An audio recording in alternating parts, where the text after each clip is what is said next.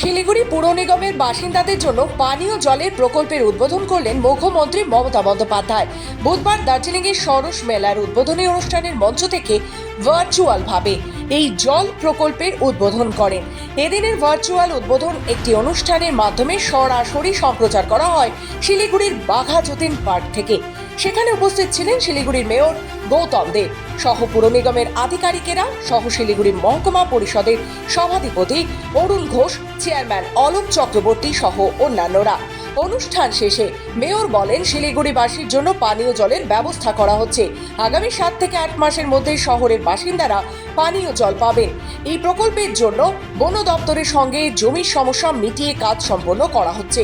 মুখ্যমন্ত্রী এই কাজে আমাদের সব দিক থেকে সাহায্যের হাত বাড়িয়ে দিয়েছেন। এখন জল প্রকল্প প্রথম পর্যায়ে কাজ ফুল সুইংয়ে চলছে। এখন ফরেস্টের সাথে যেই প্রবলেমগুলো ছিল সেই প্রবলেমগুলো প্রায় রিজলভ করে নিয়েছি। খুব অসম্ভব কাজ ছিল। আমরা আলিপুরদুয়ারের ওখান থেকে জমি মাননীয় মুখ্যমন্ত্রী অ্যালাউ করে দিয়েছেন। ওখান থেকে জমি আমরা সেম কোয়ান্টাম দিয়ে এই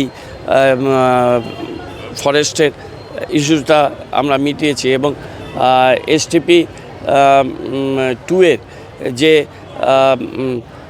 ইরিগেশনের সাথে যে অসুবিধাটা ছিল, যেটা অনারেবল UDMA মিনিস্টার ফিরহাদ হাকিমের ঘরে KMC-তে মিটিং করেছিলাম, আজকে 3 মাসের মাথায় তারও স্যাংশন ওরা দিয়ে দিয়েছে। শিলিগুড়ি থেকে কৃষ্ণা দাসের রিপোর্ট, খবর বাংলা।